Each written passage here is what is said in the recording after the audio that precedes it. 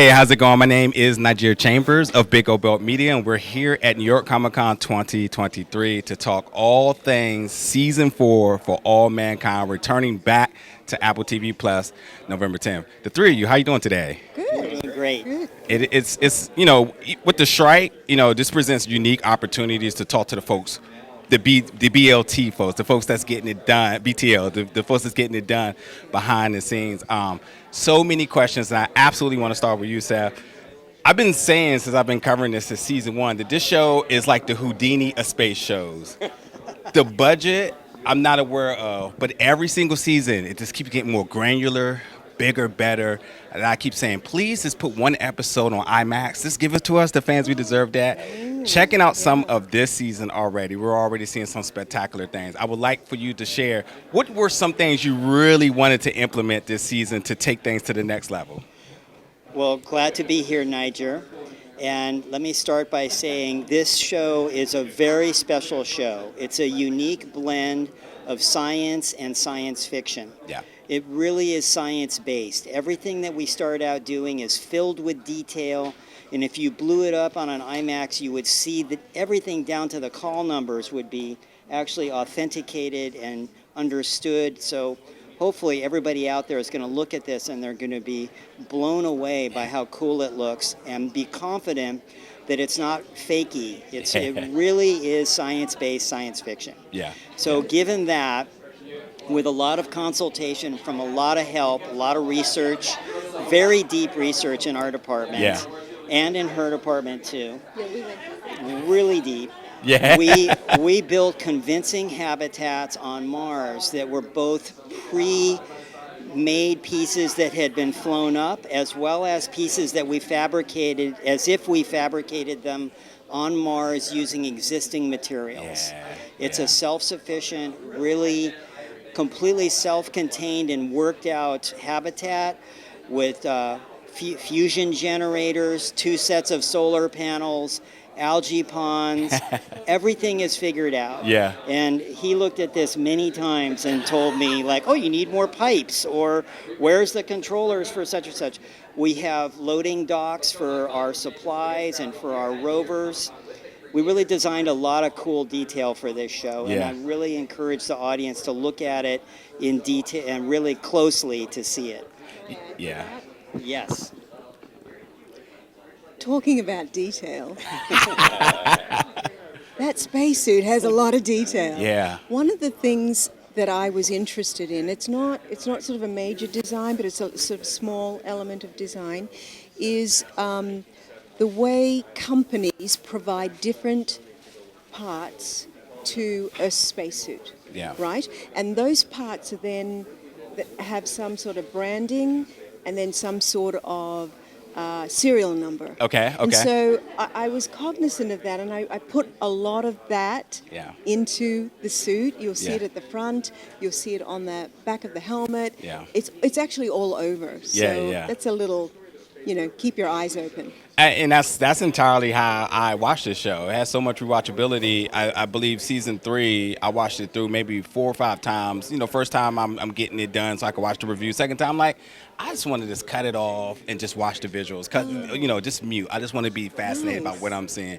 And then you go back and you start looking at the character dynamics, and brings me to my next question. With us progressing 10 years, these are characters that we as fans consider family, and even if anybody's even had the opportunity to interact with them, they're entirely family. And seeing them grow up over the years, seeing people age, start checking yourself, thinking you might have aged as well too. I would love if you can discuss with the aging process, with the difference in employments and situations, and also other mental factors involved. How did you kind of work closely with them and the trust that you gained with them in order to detail these different events? The aging process of our characters is actually kind of complex. Yeah. It involves a lot of departments: hair, makeup, myself, even props. Yeah. In terms of eyewear, etc. Yeah. So there's a lot of talking. Yeah. There's a lot of discussing. There's also the actor involvement, of course, and their physicality. Yeah. Right? So we're talking about all these pieces and parts that need to come together Yeah. seamlessly Yeah. to present something, a character that's realistic. Like Yeah. you can believe, oh, it's 8 years, 10 years on. Yeah. We go through a series of camera tests, and there's a lot of behind the scenes augmenting and experimenting. Yeah. Yes, go ahead. I was just saying, it is amazing. You know who's really good, especially with the physicality, is Ren Schmidt, who plays Margot Madison. Yeah. And one day I was on the set, and I'm walking through, and I saw her in full makeup for the first time for season 4, aging, right? And I was shocked because, yes, you figure, okay, yes, it looks good on screen, it looks great, but you figure, okay, well, there's lots of VFX and things they can do with lighting and everything. But I'm just standing next to her on the street, right, with none of that. And I'm like, oh my God, she's really old. Yeah. I was like, Ren, what happened to you? Yeah. You know, it was really just shocking. Yeah. And so realistic. And she's like as close as we are in broad daylight. Yeah. And it was that good. Yeah. So it's really impressive. Ren had some lovely sort of physical choices that we Okay. got to work with as well. Her character sort of started to sort of have some physical ailments, Yeah. which is great. Yeah. Yeah.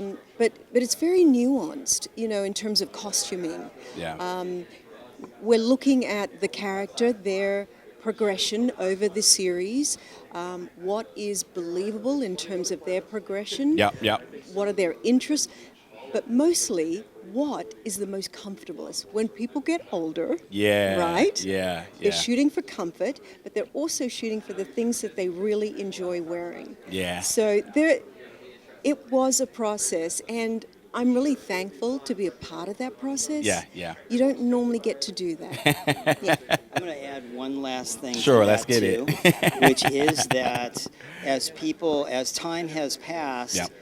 the characters are moving in different spaces now. Yes. So yes, we've added many new places for some of the characters to be on Earth, but we've also, the places that they're moving through on Mars are greatly expanded. Yeah. So won't recognize most of the things there. So that's how we're helping to tell the passage of time for these people. Yeah. Margot may not be there. Danielle is there, Yeah. and her whole environment is completely changed. Yeah. That would be a good example. I was just going to mention how Danielle, the conflict of, there's a lot that happens in the first episode. I don't want to give that away. I definitely have questions about a particular one of my favorite characters taking an early exit. But with Danielle, we do see just a fascinating change in mental. And I think Chris is killing this role for 4 seasons in. To you now, I must be the luckiest man in the world. Last week, I got to interview Jose Hernandez. I was just like, well, that's a once-in-a-lifetime opportunity. And here you are right here now. So It's like astronaut week for you. exactly, right? With this show rewriting history, I want to know, as a fan, where do you sort of just kind of put your what-ifs in? With how much technology has passed or advanced so quickly in our past now to where we're at currently, just wondering, like, where were you kind of like, as a fan, kind of looking and say, like, you know what? If that had happened, I would have did this, or I would have wanted to do this, et cetera, something of that sort. So that's the kind of cool thing with it, starting even in season 2 when we were flying to the moon and stuff. Having a base on the moon, and now Mars, and the race to Mars and all that, and now this season asteroids. Yeah. It's all stuff that as an astronaut, I wished I could do those things. I just got to go up and around the Earth, which was nice. Don't get me wrong. Yeah. I enjoyed it, but I never got to go to an asteroid. That'd be fantastic. So, it's getting super fun to explore these other possibilities. As far as the tech goes, as a technical consultant, one of the things I find is often I'm often the party pooper. Yeah. Right? I have to say, well, hey, we should probably throttle this back a little bit. Yeah. We're still not in present day, and we are so far away from doing that, like, in real life. Right. So, like, hey, how about maybe we don't do so much? So I'm usually like the Debbie Downer of the group, but that's my job. And but it's fun. Yeah. And it's definitely fun to contemplate. Well, what if we actually were ahead of the tech timeline, and what if we did have nuclear fusion and plasma propulsion and all these other things to play with? It'd be awesome. And I hope we will soon. Oh, okay. Yeah. Well, there's that. Yeah, I wouldn't call you Debbie Downer. I mean, at this point, everybody wish they can go to space, so having that real life simulation to know how it's actually done is probably the most close a lot of us are ever going to be. So, that's how I would look at it. So, nonetheless, for my final question for the three of you all, and obviously I don't want to give anything away, but if you could use descriptives in terms of the excitement in terms of what fans can expect this season, which words would you use here? You want to start with that? Who wants to start on that one? You can start. Okay. That's a dangerous question. I mean, for me, I'm so enthusiastic about the way the world of For All Mankind looks. It's expanded, it's interesting, it's full of detail, it's historically accurate, and it also gives us all of us a great chance to be creative. Yeah. I mean, we really love this show for all of the blend of science and history that we can have. So I'm generalizing, I know, but honestly, that's great. That's how you gotta do it. The world is greatly expanded. Yeah. So that's what I would say. Wow, Seth, that was really great, and that's what I was thinking. I took it away from you. Now you have nothing. But no, I just wanted to kind of reiterate what you said in terms of presenting. Yes, it's an alternative history, but what we've done is we've paid careful attention to realism. Yeah. Right? And so you yourself as an audience member can picture yourself within All the that time. world. Yes. And that's the beauty of this show. Yeah. And we spend a lot of time talking about it, discussing, is this something that's plausible? Should we do it this way? It's a very communicative The diagrams environment. on the whiteboard are real. Oh, okay. The calculations are real. They've been run by experts that we have. Everything is believable. Yeah. You're going to look at it and you're confident that it may be an alternate history like she says, but it's still believable. Yeah. You don't lose your head in this show. Well, maybe a little. I'm going to grab that. There we Thanks. go. That's all very true, and and we can advance the technology. We can ramp that up, and we can contemplate technologies that we're just trying to grasp in real life and accelerate that process.